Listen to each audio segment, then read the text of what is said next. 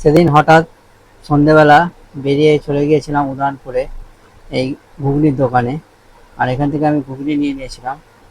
নমস্কার বন্ধুরা, আমি মিনময় আবারও একটি নতুন ব্লগ নিয়ে চলে এসেছি। আর আজকে আমি চলে গেছিলাম উদয়নপুরে এই ঘুগনির দোকানে। এখানে সমস্ত রকম ঘুগনি ঝালমুড়ি পাওয়া যায়। আর আমরা নিয়েছিলাম ঘুগনি আর ডিম সেদ্ধ।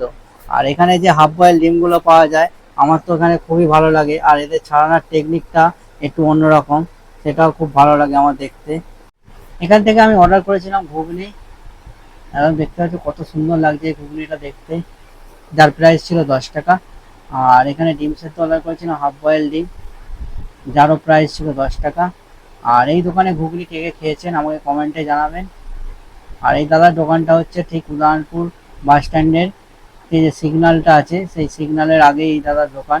এই দাদার দোকানে কে কে ঘুগনি খেয়েছে কমেন্টে জানাবেন। আমার ভিডিও ভালো লাগলে লাইক শেয়ার কমেন্ট করতে ভুলবেন না।